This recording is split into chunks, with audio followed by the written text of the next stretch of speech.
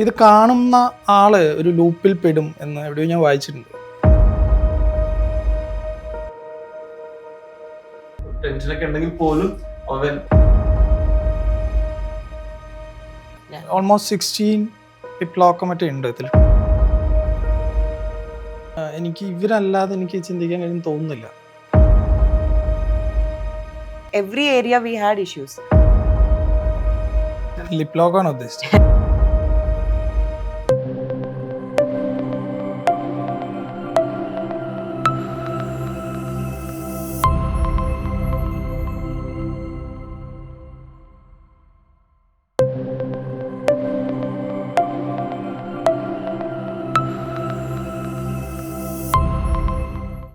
Guys, അപ്പൊ എല്ലാവർക്കും story ബോർഡിലേക്ക് സ്വാഗതം. അപ്പൊ ഇന്ന് നമ്മളോടൊപ്പം ചേരുന്നത് വരുത്തുപോക്കിന്റെ ക്രൂ മെമ്പേഴ്സ് ആണ്. വരുത്തുപോക്ക് നമ്മളെല്ലാവരും കണ്ടിട്ടുണ്ടാവും, അല്ലെങ്കിൽ കാണാത്തവരുണ്ടാവും. അപ്പൊ അതിന്റെ കാസ്റ്റ് ആൻഡ് ക്രൂ ആണ് ഇപ്പൊ നമ്മളോടൊപ്പം ചേരുന്നത്. Let's introduce them. Mister Jithu Krishna ഇതിന്റെ സ്റ്റോറി ആൻഡ് ഡയറക്ടർ ആണ്. മിസ് പ്രീതി ഇതിന്റെ പ്രൊഡ്യൂസർ ആണ്. അതോടൊപ്പം തന്നെ ഇതിന്റെ ആരതി എന്ന് പറയുന്ന ഒരു ക്യാരക്ടറിനെ ചെയ്തേക്കുന്ന ആളാണ്. വെൽക്കം. Thank you. മിസ്റ്റർ അമൽ ഇതിന്റെ ആക്ടറാണ്, ലീഡ് റോൾ ആണ്. അതോടൊപ്പം തന്നെ മിസ്റ്റർ അമൽ ഇർഫാൻ ഇതിന്റെ മ്യൂസിക് ഡയറക്ടറാണ്. അപ്പൊ 4 പേരെയും സ്റ്റോറി ബോർഡിലേക്ക് വളരെ സ്നേഹത്തോടെ സ്വാഗതം ചെയ്യാണ്. അപ്പം അതിൽ എടുത്തു പറയേണ്ട ഒരാള് നമ്മുടെ പ്രൊഡ്യൂസർ ആൻഡ് ആക്ടർ ആണ്, Preethi. You did such a good job in that short film actually. കാരണം നമ്മൾ അതിലേക്ക് നോക്കുമ്പോൾ ആ 4 സെക്ഷൻസ് കാണിക്കുമ്പോഴും ഒരു എന്താ പറയണ്ടേ, ഭയങ്കര എക്സ്പ്രസീവ് ആയിട്ട് നമുക്ക് പോലും അതെന്താണ് വാട്ട് നെക്സ്റ്റ് എന്നും ഇങ്ങനെ തോന്നിക്കുന്ന തരത്തിലുള്ള എക്സ്പ്രഷൻസ് ആൻഡ് ആക്ട് എന്നൊക്കെ പറയാവുന്നൊന്നും എനിക്ക് പറയാൻ അറിയത്തില്ല. കാരണം ജീവിക്കായിരുന്നു, ആരതിയായിട്ട് ജീവിക്കായിരുന്നു. അപ്പൊ അതിന്റെ ഒരു എക്സ്പീരിയൻസ് എന്തായിരുന്നു ആക്ച്വലി? എക്സ്പീരിയൻസ് എന്ന് പറയാൻ ബേസിക്കലി ജിത്തു എന്നോട് സ്റ്റോറി പറഞ്ഞപ്പോൾ തന്നെ എനിക്ക് ഭയങ്കര ഇഷ്ടപ്പെട്ടു. ആ ജോണർ ലൂപ്പാണ്. സോ ഇറ്റ് വാസ് ലൈക്ക് മലയാളത്തിൽ നമ്മൾ അധികം കണ്ടിട്ടില്ല.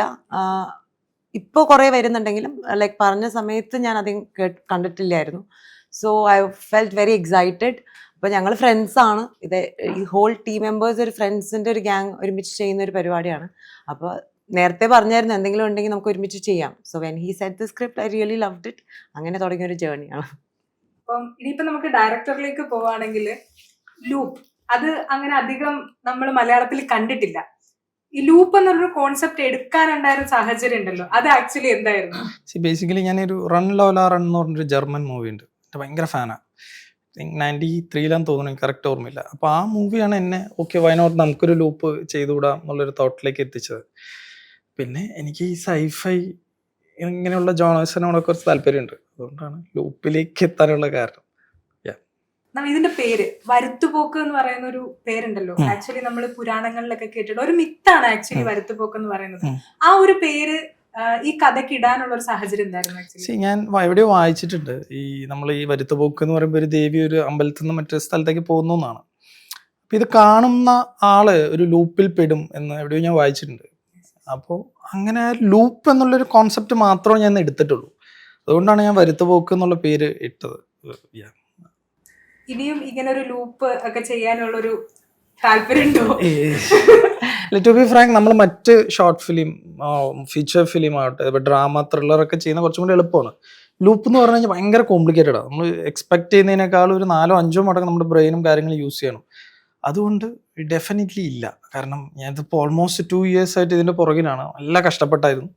ഇനി ലൂപ്പ് ഉണ്ടാവില്ല, ബട്ട് ഡെഫിനറ്റ്ലി ബാക്കി എല്ലാ ജോണേഴ്സും ഉണ്ടാവും. ഷുവർ. ഇനി ടോമിൽ നിന്ന് പറയാം, അതായത് ഇതിന്റെ നായകനും വില്ലനും ഒക്കെ നിങ്ങൾ തന്നെയാണ്.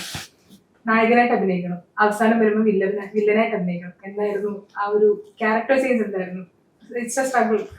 ഈ പരിപാടി മൊത്തത്തിൽ സ്ട്രഗിൾ ആയിരുന്നു. മൊത്തത്തിൽ സ്ട്രഗിൾ ആയിരുന്നു ഞങ്ങൾക്ക്. നമ്മൾ ആക്ച്വലി ഈ ലൂപ്പ് പരിപാടി ഷൂട്ട് ചെയ്ത് പോകുന്നത് ഒരു ലീനായിട്ടല്ല. ഫസ്റ്റ് ലൂപ്പ് സെക്കൻഡ് ലൂപ്പ് അങ്ങനെയല്ല പോകുന്നത്, മിക്സഡ് ആയിരുന്നു. ഒരു കാറുണ്ട് മെയിൻ, അറിയാം കണ്ടപോലെ തന്നെ ഒരു കാർ മെയിൻ ക്യാരക്ടറാണ്. കാർ നമ്മൾ റെഡി സെറ്റ് ചെയ്ത് കഴിഞ്ഞാൽ ഇപ്പൊ ഒരു ലൂപ്പ് കംപ്ലീറ്റ് ചെയ്തിട്ട് പിന്നെ ചെയ്യാൻ ഒരുപാട് ടൈം എടുക്കും. 10 days ഒക്കെ എടുക്കുന്നത്. നമുക്ക് ഷോർട്ട് ഫിലിം ആണ്, ഒരു 3-4 days ആണ് നമ്മൾ പ്ലാൻ ചെയ്യുന്നത്. പിന്നെ ഡേറ്റ് കൂടി നമ്മൾ പ്ലാൻ ചെയ്ത് പോയത് ഒരു ലൂപ്പിൽ ഒരു സാധനം എടുത്താൽ സെക്കൻഡ് ലൂപ്പ് എടുക്കുക, തേർഡ് ലൂപ്പ് എടുക്കുക, അത് കഴിക്കാതെ തന്നെ ടൈം ലാഭിക്കാൻ പറ്റും. നമ്മുടെ അതായത് മെയിൻ. അപ്പൊ ഞങ്ങള് ആദ്യം പട്ടടിച്ചു ചെയ്യും. ഞങ്ങൾ റിഹേഴ്സലൊക്കെ ചെയ്തിട്ടുണ്ടായിരുന്നു. അപ്പൊ ഇത് ഫസ്റ്റ് ലുക്കിൽ ഇത് പറയും, സെക്കൻഡ് ലുക്ക് പറയും, നമുക്ക് കൺഫ്യൂസ്ഡ് ആവും ഏതാണ് ഇമോഷൻ എന്താണെന്നൊക്കെ. അപ്പം ആക്ടർ മൊത്തം ചാലഞ്ചിങ് ആയിരുന്നു പരിപാടി. പുള്ളിക്കാരൻ അത്ര ഇല്ലെങ്കിലും എനിക്ക് കണ്ട പോലെ ഒരു സെയിം സാധനം കീപ്പ് ചെയ്യുക എന്നുള്ളതാണ്. അവിടെ ഡിഫറെന്റ് സാധനം വരുമ്പോൾ എനിക്ക് സെയിം കീപ്പ് ചെയ്യാം. അപ്പൊ ആകെ ക്ലൈമാക്സിലേക്ക് വരുമ്പോഴാണ് ഓക്കെ എന്തെങ്കിലും ഒക്കെ ചെയ്യാം, വേറെ സാധനം വന്നല്ലോ, ഇത്ര നേരം സെയിം അല്ല ചെയ്തിരിക്കണേ, ആ ഒരു സംഭവം. ഇതിനകത്തില് വേറെ ബെഡ്റൂം സീൻ ഉണ്ടല്ലോ, അതിനകത്തില് ഒരു സിഗരറ്റ് ഒക്കെ വലിച്ചിട്ട് ഇങ്ങനെ കിടക്കുമ്പോ നമ്മുടെ ആരും ചോദിക്കുന്ന ഒരു ചോദ്യം ഉണ്ട്, സിഗരറ്റ് ആണോ ഞാനാണ് better? Actually it's only better. നല്ല സിഗരറ്റ് ആണോ ചോദ്യം. സിഗരറ്റ് ആണോ ഞാനാണോ കൂടുതൽ അഡിക്ഷൻ എന്നാണ് അവള് ചോദിക്കുന്നത്. അപ്പൊ അതില് ചോദ്യം സിഗരറ്റ് ആണോ മറ്റേതാണോ കൂടുതൽ അഡിക്ഷൻ എന്നാണോ ചോദിക്കുന്നത്. ആരാണ് അതിൽ തന്നെ ഉണ്ട് ഉത്തരം. സിഗരറ്റ് വലിച്ചിട്ടാണ് ആരതിയിലേക്ക് പോകുന്നത്. വേണ്ട സിഗരറ്റ് ആണ് അവളെ ഹാപ്പി ആക്കുന്നുണ്ട്. ഓക്കെ, അവൻ അതിന്റെ ആൻസർ പറഞ്ഞു, സിഗരറ്റ് വലിച്ചിട്ടാണ് പോണേ, അല്ലാണ്ട് സിഗരറ്റ് കളയല്ല ചെയ്യണേ. അവൻ ഭയങ്കര ഫീലിംഗാണ്. ആ പടത്തിലെ ഡയലോഗ് ഒന്ന് പറയാമോ? പറഞ്ഞോ. സിഗരറ്റ് ആണോ ഞാനാണോ കൂടുതൽ അഡിക്ഷൻ?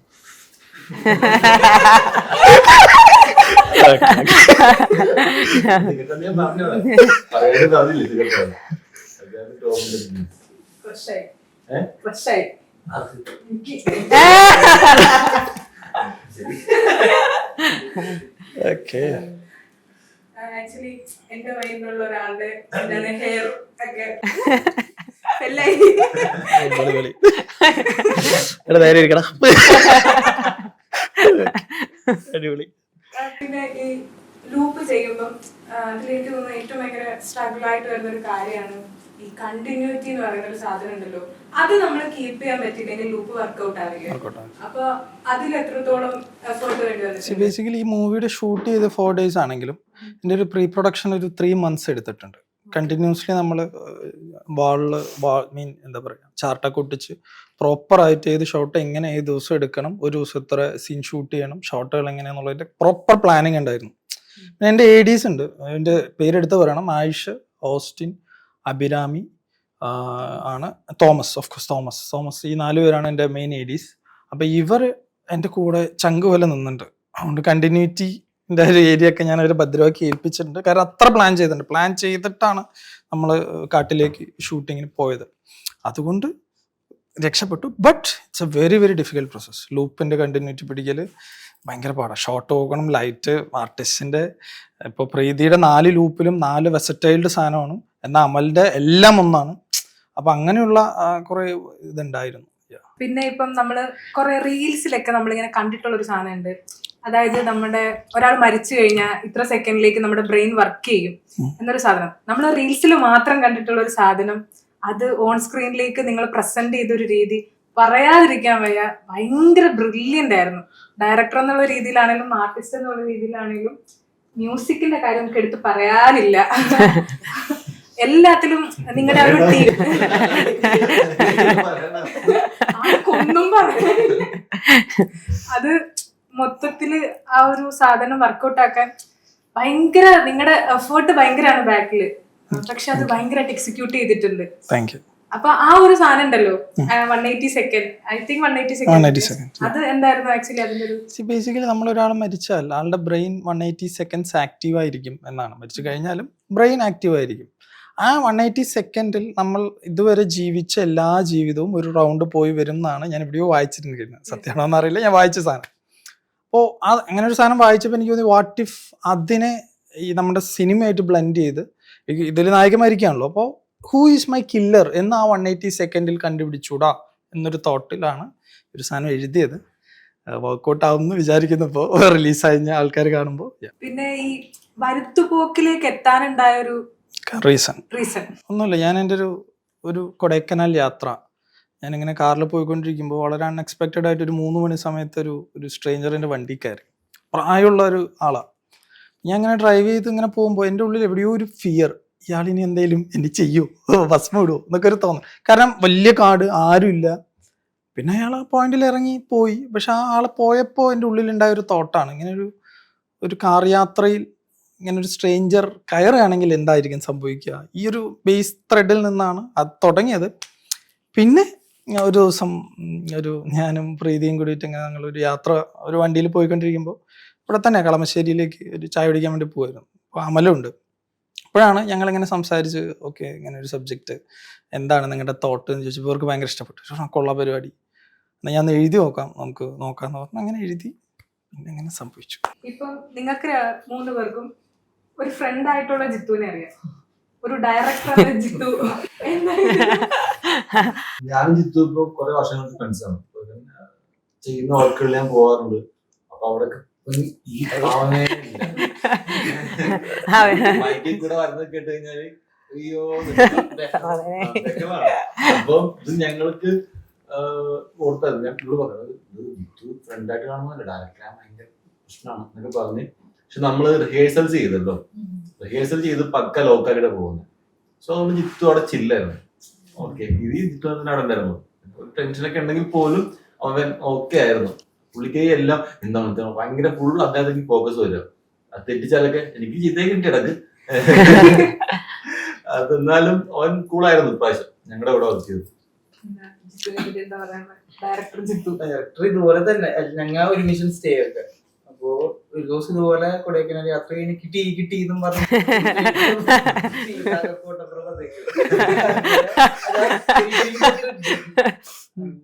പക്ഷെ വർക്ക് ചെയ്യുമ്പോ ഭയങ്കര പരിപാടിയാണ്. He's extremely into it. Like friend ആയിട്ട് ഇരിക്കുമ്പോൾ മോസ്റ്റ് ജോളി ലൈക്ക് ഫൺ അങ്ങനത്തെ ഒരു പേഴ്സൺ ആണ്. But when he's working he's like deep into it. നമ്മൾ ചിന്തിക്കുന്നതിനെക്കാട്ടിലും ഒരുപാട് he's thinking deep into it, എങ്ങനെ അതിനെ എക്സിക്യൂട്ട് ചെയ്യാം. So no, actually because these people have seen him working before. ഞാൻ ഫസ്റ്റ് ആയിട്ടാണ് ഫ്രണ്ട് ആയിട്ട് കുറച്ച് നാളാണെങ്കിലും വർക്കിംഗ് സ്റ്റൈൽ ഞാൻ കണ്ടിട്ടില്ല.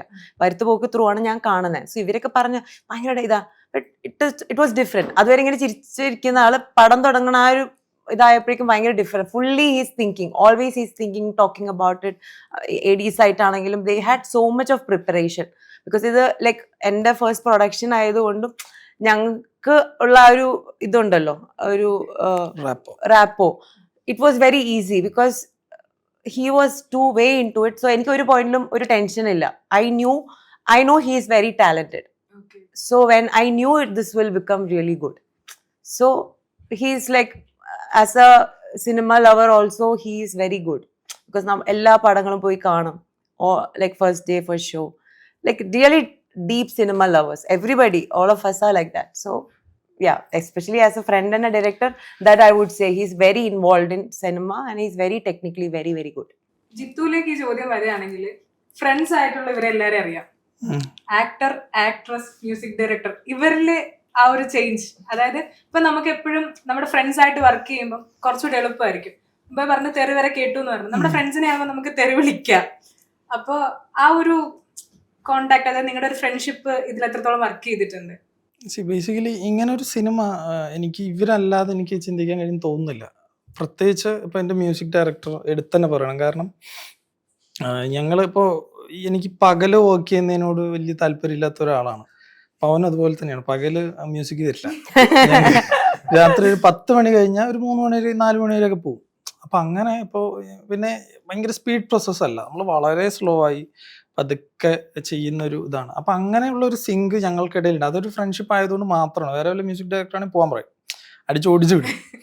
അതൊന്ന് ഇവൻ്റെ ഏറ്റവും വലിയ ക്വാളിറ്റി. പിന്നെ ഇപ്പം ഞാനൊരു വിഷയം ഇമാജിൻ ചെയ്ത് കഴിഞ്ഞാൽ ഇപ്പം എൻ്റെ മുകളിൽ തരുന്ന ഒരാൾ തന്നെ വേണം എനിക്ക്. അതിന് സിങ്ക് ഭയങ്കര ഇമ്പോർട്ടൻ്റ്. അത് ഒരു ഫ്രണ്ട് എന്നുള്ള രീതിയിൽ ആസ് എ മ്യൂസീഷ്യൻ അതിൽ അത് പടം കണ്ടവർക്കറിയാം. അത് അങ്ങനെയാണ് എൻ്റെ മ്യൂസിക് ഡിസൈൻ ചെയ്തിരിക്കുന്നത്. പിന്നെ എനിക്ക് അമലിനെ എനിക്ക് കുറേ വർഷങ്ങളായിട്ട് അറിയാം. പ്രീതി എനിക്കൊരു 3-4 years ആയിട്ട് എനിക്ക് പ്രീതി അറിയുന്നത്. അപ്പം അമലിനായിട്ട് ഞാൻ ഇത്ര നാളായിട്ട് ഞാൻ ഒരുപാട് വർക്കുകൾ ചെയ്തിട്ടുണ്ട്, ഞങ്ങൾ വർക്ക് ചെയ്തിട്ടില്ല ഇതുവരെ. കാരണം ഇപ്പോൾ എല്ലാവരും ചോദിക്കണം നിങ്ങളെന്താ ചെയ്യാത്ത ചോദിക്കും. ഞാൻ പറയടാ അവന് പറ്റിയൊരു സാധനം വരട്ടെ, ഇത് വരണ്ടേ. ഇപ്പം അവന് വേണ്ടിയിട്ട് ഞാൻ എഴുതി കഴിഞ്ഞ് കഴിഞ്ഞാൽ അത് ഭയങ്കര ആർട്ടിഫിഷ്യലായി പോകും. ഒരാൾക്ക് വേണ്ടി എഴുതും, നമ്മൾ എഴുതിയ സബ്ജക്റ്റിൽ ഒരു കഥാപാത്രം വരാം. അപ്പം അങ്ങനെ ഇത് എഴുതി ഇപ്പോൾ ഒരു ക്യാരക്ടർ വേണം, എന്നാൽ അത് ഭയങ്കര ചാമിങ് അല്ല, ഇപ്പോൾ ക്രഷ് അടിച്ച് വരില്ല, അതുപോലെയുള്ളൊരു ഗെറ്റപ്പും ലുക്കും ഒക്കെ വേണം. എന്നാൽ ഒരു പോയിന്റിൽ എക്സ്ട്രീംലി ഡാർക്കസ്റ്റ് ആയിട്ടുള്ള ഒരു സാധനം കൂടി വേണം. അപ്പൊ ഇതിന്റെ പ്രത്യേകിച്ച് ഇതിന്റെ ക്ലൈമാക്സിലൊക്കെ ഉള്ള ഒരു ഏരിയയിൽ എക്സ്ട്രീം ആയിട്ടുള്ള ഒരു ഡാർക്ക് എലമെന്റും വേണം. അപ്പോൾ ഞാൻ നോക്കിയപ്പോൾ എൻ്റെ മൈൻഡിൽ വേറെ ആരും വന്നിട്ടില്ല. അതാണ് ഫസ്റ്റ് അത് എഴുതുമ്പോൾ തന്നെ വന്നത്. അതൊന്നും അപ്പൊ പിന്നെ ഇപ്പൊ ഞാനിപ്പോ പറയാം, ഇപ്പോൾ ഇതിലെ ലിപ് ലോക്ക് സീൻസിലൊക്കെ എനിക്ക് തോന്നുന്നു ആദ്യത്തെ 2 തവണയൊക്കെ എടുക്കുമ്പോഴൊക്കെ ഒരു സുഖം ഉണ്ടാവും. അത് കഴിഞ്ഞ് കഴിഞ്ഞാൽ പിന്നെ ചുണ്ടൊക്കെ വേദനയാണ്. അപ്പോൾ ഞാൻ അപ്പൊ ഞാൻ പറയാടാ കുറച്ച് ഫീൽ ചെയ്ത് ചെയ്യും, എടാ 1 or 2 ഫീൽ ചെയ്യുക. പിന്നെ അതെങ്ങനെ അതൊക്കെ ഒരു ഫ്രണ്ട്ഷിപ്പ് ആയതുകൊണ്ട് മാത്രമാണ് അത് വർക്കാവുന്നത് അമലിന്റെ കേസിൽ. അഫ്കോഴ്സ് പ്രീതി ആണെങ്കിലും, പ്രീതിയായിട്ട് ഞാൻ വർക്ക് ചെയ്യുന്ന പ്രീതി ഓസ്ട്രേലിയയിൽ നിന്ന് വന്നിട്ടുള്ള ഒരു കുട്ടിയാണ്. ഇപ്പൊ തമിഴിലാണ് അവള് മെയിനിലായിട്ട് അഭിനയിച്ചിട്ടുള്ളത്, മലയാളത്തിൽ വന്നിട്ടില്ല. അപ്പൊ പ്രീതിനെ വെച്ച് ചെയ്യുമ്പോൾ ഈ ഞാൻ ആരതി എഴുതിയപ്പോൾ ഫസ്റ്റ് എൻ്റെ മൈൻഡിൽ വന്ന പ്രീതിയാണ്. കാരണം എന്നെ അട്രാക്ട് ചെയ്ത പ്രീതിയുടെ ഐസാണ് ഭയങ്കരമായിട്ട്. അപ്പോൾ ഇതിൽ കൂടുതൽ ഐ ആക്ടിങ് ആണ് ഞങ്ങൾ ഫോക്കസ് ചെയ്തിരുന്നത്, കണ്ണുകൊണ്ട് ഇമോഷൻസ് വരിക എന്നുള്ളൊരു പരിപാടി. അപ്പോൾ പ്രീതിയോട് ഞാൻ ഇപ്പോൾ ഞങ്ങൾ റിഹേഴ്സൽ ടൈമിലാണെങ്കിലും രാത്രിയാണ് പോകുന്നത്, 2 മണി 3 മണി 4 മണി വരെ റിപ്പീറ്റഡ്ലി റിഹേഴ്സിങ് ചെയ്ത്. പിന്നെ എനിക്ക് തോന്നുന്നു ഷൂട്ടിംഗ് പോയിന്റിൽ ഒരു സീൻ 3rd ലൂപ്പ് കഴിഞ്ഞിട്ട് പ്രീതി ഡയറക്റ്റ്ലി വൊമിറ്റ് ചെയ്യുകയൊക്കെ ചെയ്തായിരുന്നു. കാരണം 24 നൈറ്റാണ് പോകുന്നത് ഷൂട്ട്. അപ്പോൾ വേറെ ഏത് ആർട്ടിസ്റ്റ് ആണെങ്കിലും മതി, എനിക്കിനി പറ്റൂല എന്ന് പറഞ്ഞ് പോവും. പക്ഷെ പ്രീതി എൻ്റെ ഫ്രണ്ട് ആയതുകൊണ്ടാണ് അത്രയും സഹിച്ച് കൂടെ നിന്ന് വർക്ക് ചെയ്ത്. അത് ഫ്രണ്ട്ഷിപ്പിൽ നിന്ന് സംഭവിച്ചത് കൊണ്ട് മാത്രമാണ്. വേറൊരു രീതിയിലാണെങ്കിൽ ഈ സിനിമ ചിലപ്പോൾ വേറൊരു രീതിയിൽ പോയേനെ. ഇങ്ങനെ വരാനുള്ള കാരണം it's because of the friendship. അവരെന്നെ ട്രസ്റ്റ് ചെയ്തിട്ടുണ്ട്, അതുകൊണ്ടാണ്. ഈ ആരതി ഇതില് ഫേസ് ചെയ്യേണ്ടി വന്നിട്ടുള്ള ചലഞ്ചസ് ഭയങ്കരമാണ്. ഇപ്പം ഡയറക്ടർ തന്നെ പറഞ്ഞു ഹെൽത്ത്, വോമിറ്റിംഗ് രാത്രിത്തെ. അപ്പം അതൊക്കെ എപ്പോഴെങ്കിലും മടുത്തു പോയിട്ടുണ്ടോ? ഒരിക്കലും ഇല്ല. എനിക്ക് ഭയങ്കര പാഷനേറ്റ് ആയിട്ടുള്ള ഒരു സാധനമാണ് ആക്ടിങ്. എനിക്ക് ആക്ച്വലി ഇത് ചെയ്യുന്ന സമയത്ത് ഒരിക്കലും ഈ പറഞ്ഞ പോലെ എനിക്ക് അങ്ങനെ തോന്നിയിട്ടില്ല. ഇത് ആക്ച്വലി 3rd ലൂപ്പിൽ പറ്റിയതാണ്. Because that character was going through that. അപ്പോൾ ഞാൻ അറിയാതെ എക്സ്ട്രീംലി കയറി പോയതുകൊണ്ട് ഛർദ്ദിച്ചതാ. അതിൽ 3rd ഫുൾ പേടിയാണല്ലോ. അതിപ്പോൾ നമ്മൾ ശരിക്കും ആ ഇമോഷൻസ് വരുമ്പോൾ അതൊരു ബോഡി റിയാക്ഷൻ ആയിരുന്നു. But all through out this journey ഇപ്പോൾ ഒരു എക്സ്റ്റേണൽ പ്രോബ്ലംസ് വന്ന് നമ്മൾ ടെൻഷൻ ആവുന്നല്ലാതെ അയ്യോ വേണ്ടായിരുന്നു ഒന്നുമില്ല. Most happy places movie, watching movie, acting in it, hearing the script എല്ലാം. സോ എനിക്ക് അങ്ങനെ ഒരു ബുദ്ധിമുട്ടായിട്ട് തോന്നിയിട്ടില്ല. പിന്നെ ഓൾമോസ്റ്റ് ഞാൻ പറഞ്ഞില്ലേ, ഇത് ഭയങ്കര എക്സൈറ്റിംഗ് ആയിട്ടുള്ളൊരു ഇതാണ്. പിന്നെ അതെങ്ങനെ ചെയ്തെടുക്കും എന്നുള്ളൊരു സംഭവം ഉണ്ടായിരുന്നു. പിന്നെ പ്രാക്ടീസ് സെഷനിൽ വെച്ചിട്ട് ഒരുപാട് ഞാനൊരു ഡയറക്ടേഴ്സ് ആക്ടറാണ്. എനിക്ക് അവർ പറയണം എന്താ ഞാൻ ചെയ്യണ്ടേ എന്നുള്ളത്. അപ്പോൾ റിഹേഴ്സൽ ചെയ്തു. പക്ഷെ നമ്മൾ ആക്ച്വലി ഇതിൽ വരുമ്പോൾ he was not giving much. Okay അപ്പൊ ഞാൻ അമലിനോടും പറയും, എടാ ഒന്നും പറയുന്നില്ല, ശരിയാണോ, ഓക്കെ ആണോ? അപ്പോൾ then later after shoot and all I asked Jithu why you are not sing. എടി അത് ഓക്കെ ആയിരുന്നു, നമ്മൾ അത്രയും റിഹേഴ്സൽ ചെയ്തായിരുന്നല്ലോ. So it was okay. So അങ്ങനെ it was good. Like it was very nice experience. ഈ ഇതിന്റെ മ്യൂസിക്കിലേക്ക് വരുമ്പോൾ ഇതിനു വേണ്ടി മാത്രം നമ്മൾ ചെയ്തിട്ടുള്ള ഒരു മ്യൂസിക് ആണല്ലോ. ഭയങ്കര മിണ്ടാതിരിക്കുന്നുണ്ട്. എനിക്ക് അധികം ഒന്നും സംസാരിപ്പിക്കാൻ വലിയ താല്പര്യമില്ല. ആരും മിണ്ടാതിരിക്കുന്നു? ഇദ്ദേഹോ വന്നപ്പം തന്നെ എന്റെ അടുക്കെ പറയാണ്, എന്റെ അടുക്കലൊന്നും ചോദിക്കല്ലേ. ഞങ്ങളുടെ ടീമിലെ ഏറ്റവും എന്താ പറയാ ടൈമിങ്ങിൽ കോമഡി ഇറക്കുന്ന ഒരാളാണ്.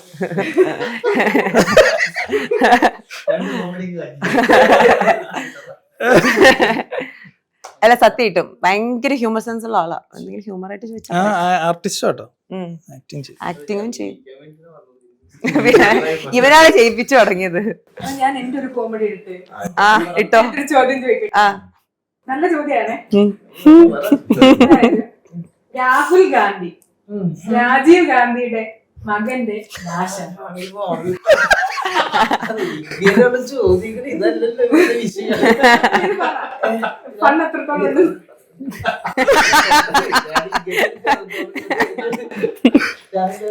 രാഹുൽ ഗാന്ധി രാജീവ് ഗാന്ധിയുടെ മകന്റെ നാശം.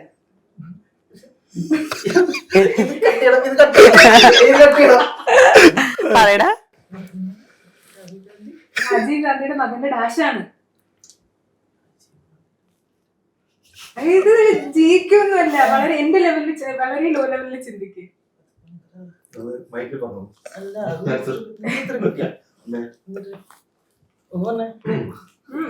പറ്റും.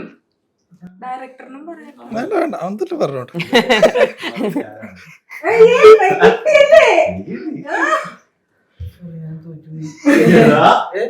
ഞങ്ങൾക്കൊരു വേദന. മനസ്സിലായത്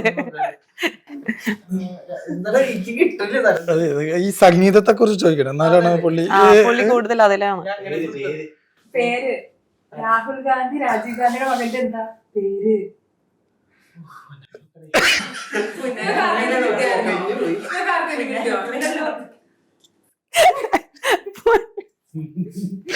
ഓക്കെ. കോമഡിയാണ്. ഈ പെട്ടെന്ന് ചീക്കിയത് ടെൻഷനായി പോയി. അല്ല, അങ്ങനെ ഒരു ചോദ്യം വന്നു.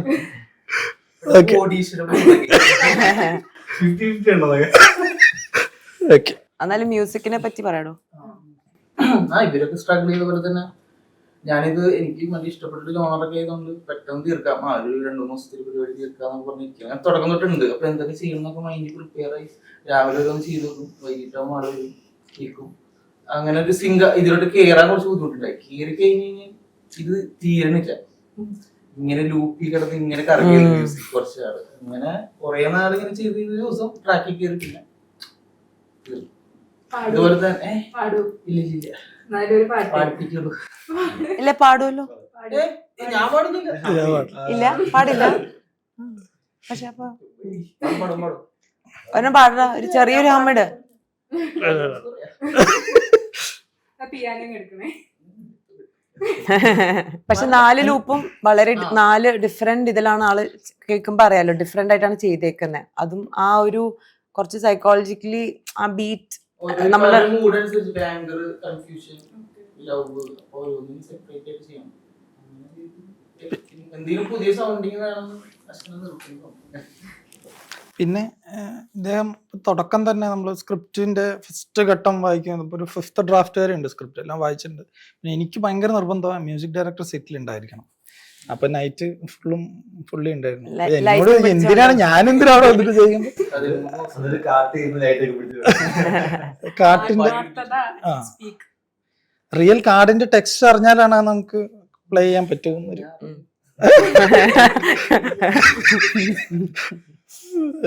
പിന്നെ ഇതില് ഭയങ്കര ഞാൻ ശ്രദ്ധിച്ചൊരു കാര്യം ഇതിന്റെ എഡിറ്റിംഗ് ആണ്.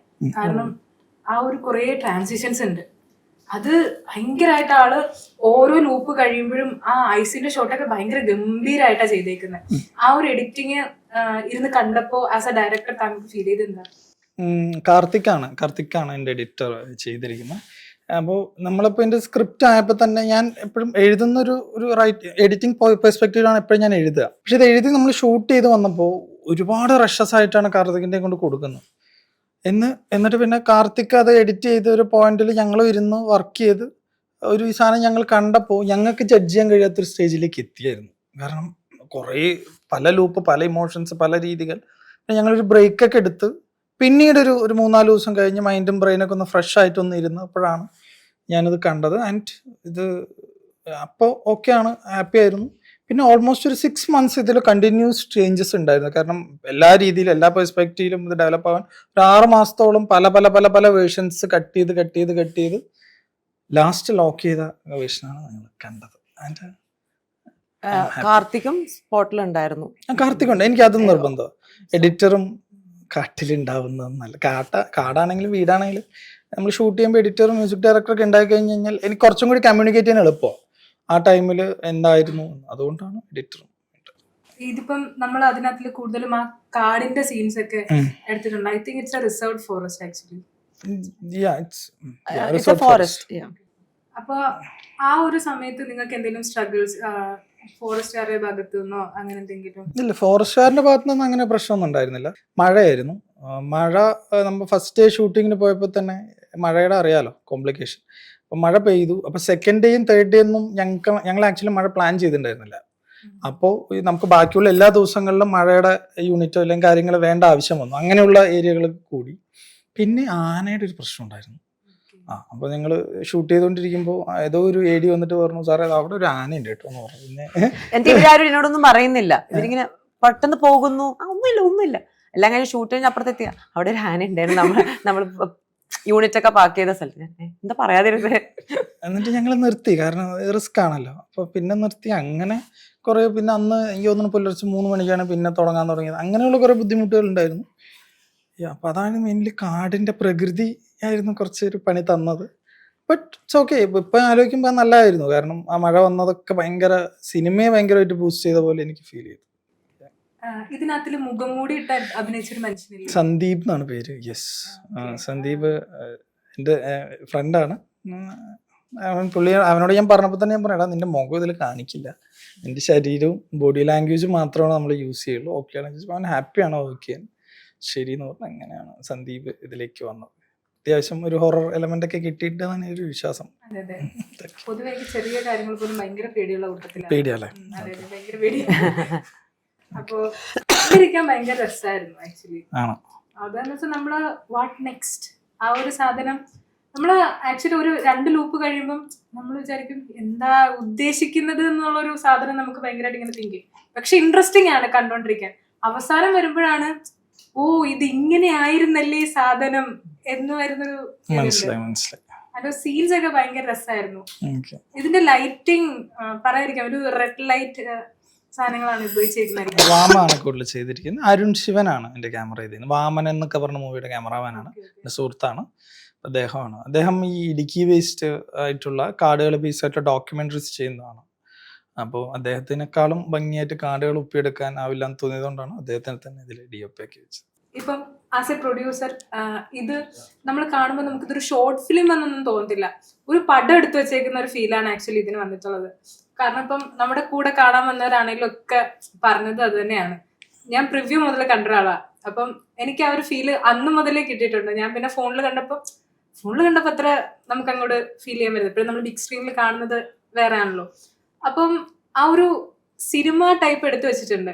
ആസ് എ പ്രൊഡ്യൂസർ ഇതിന് എത്രത്തോളം ആ ഒരു മേഖലയിൽ ഇപ്പൊ എനിക്കൊന്നൊരു നിങ്ങൾ തന്നെ പറഞ്ഞിട്ടുണ്ട് കുറച്ച് ഗ്യാപ്പ് വന്നിട്ടുണ്ട് ഈ ഒരു സാധനത്തിന്. അപ്പം എന്തെല്ലാം തരത്തിലുള്ള സ്ട്രഗിൾസ് ആ കാര്യത്തിൽ വന്നിട്ടുണ്ട്?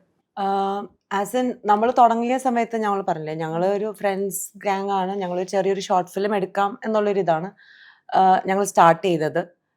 അപ്പോൾ ഞങ്ങളുടെ മനസ്സിലൊരു ബഡ്ജറ്റ് ഉണ്ടായിരുന്നു.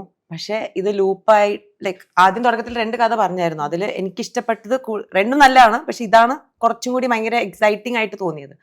So then we thought of doing Varathupokku. അപ്പോൾ സ്റ്റാർട്ട് ചെയ്ത് തുടങ്ങുന്ന സമയത്ത് തന്നെ both of us were very keen on quality.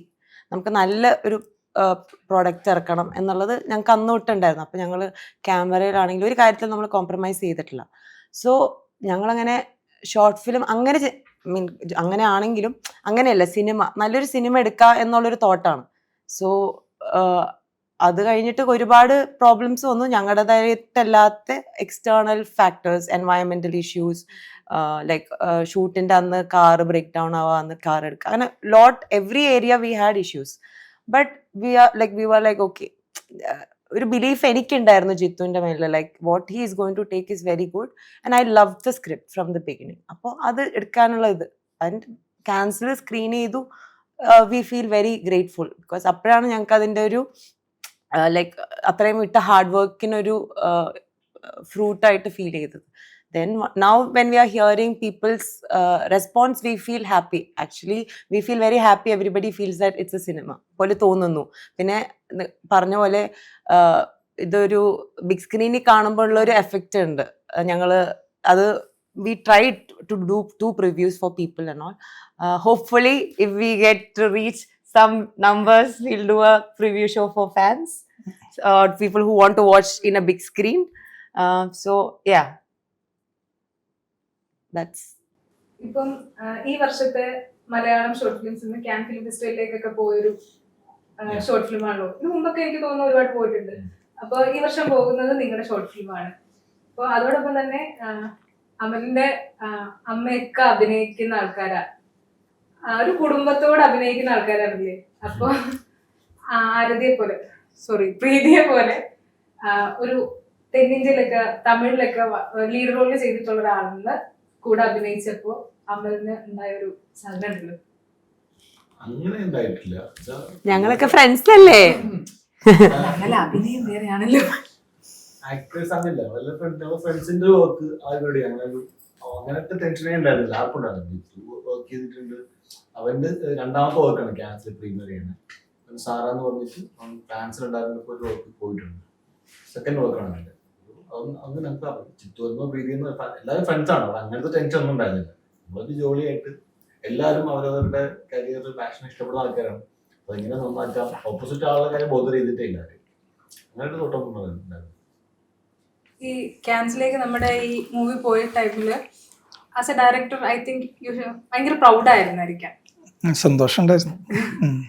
ഇല്ല, ബേസിക്കലി ഞങ്ങൾ ഈ സ്ക്രിപ്റ്റ് എഴുതിയപ്പോൾ തന്നെ ഇപ്പം ഞാൻ പ്രീതിയോട് പറഞ്ഞൊരു സാധനം, നമുക്കിത് ക്യാനിലേക്ക് നമുക്ക് നോക്കാം, ഒന്ന് ട്രൈ ചെയ്ത് നോക്കാം എന്നുള്ള രീതിയിൽ നമ്മളിപ്പോൾ തുടക്കം തന്നെ ഷൂട്ടിങ്ങിന് മുന്നേ നമ്മൾ അങ്ങനെ ഒരു സംസാരം ഉണ്ടായിരുന്നു.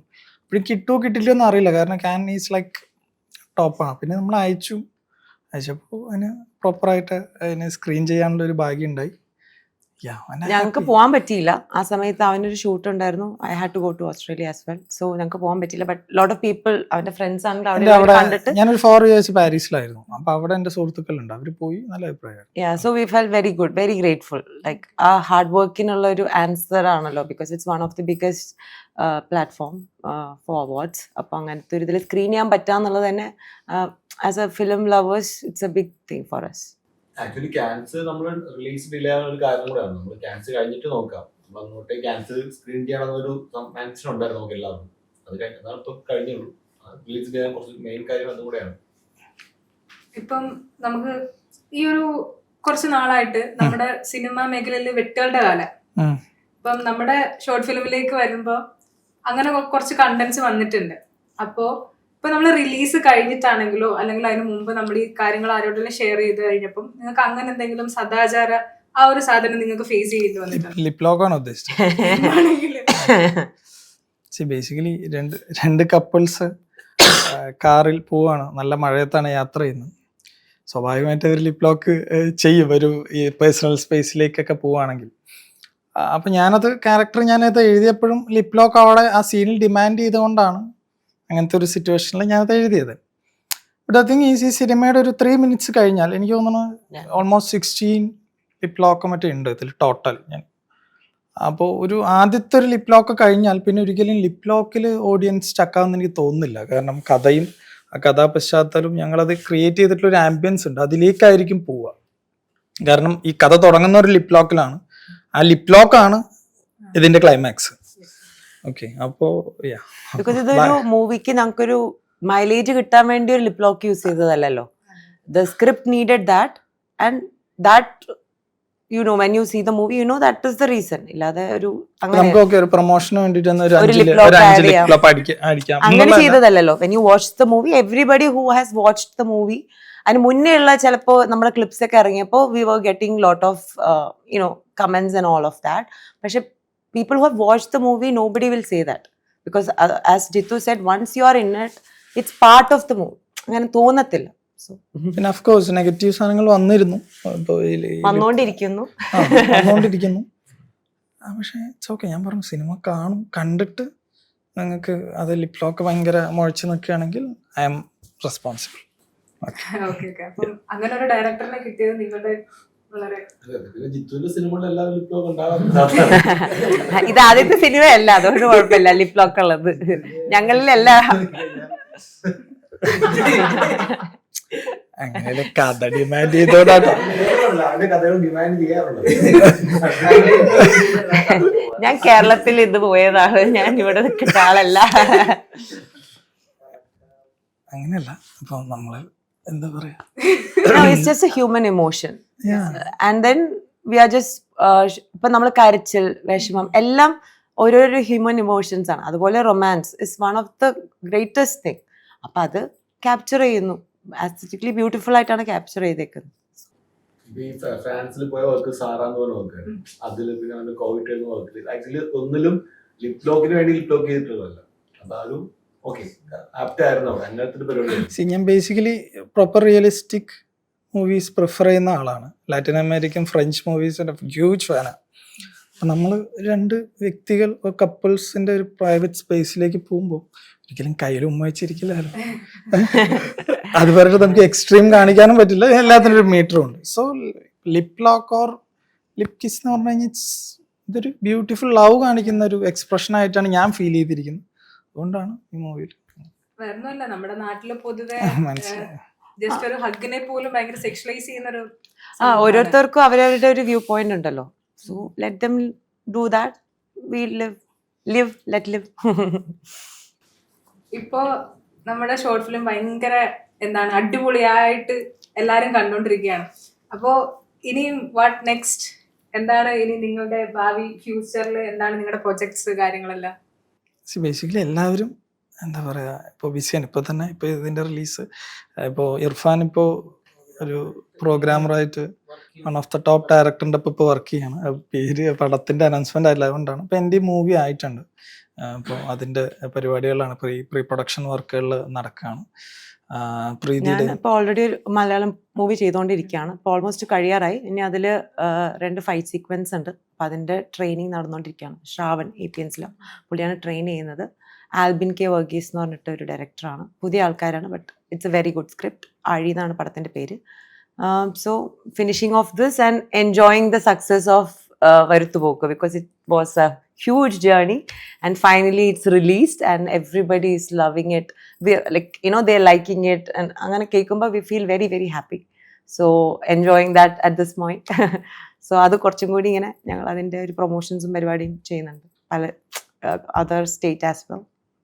അമൽ ഇപ്പോൾ എൻ്റെ മൂവിയിൽ one of the main character Amal ചെയ്യുന്നുണ്ട്. പിന്നെ അവന് വേറെ പ്രൊജക്റ്റുകളും കമ്മിറ്റഡ് ആണ്.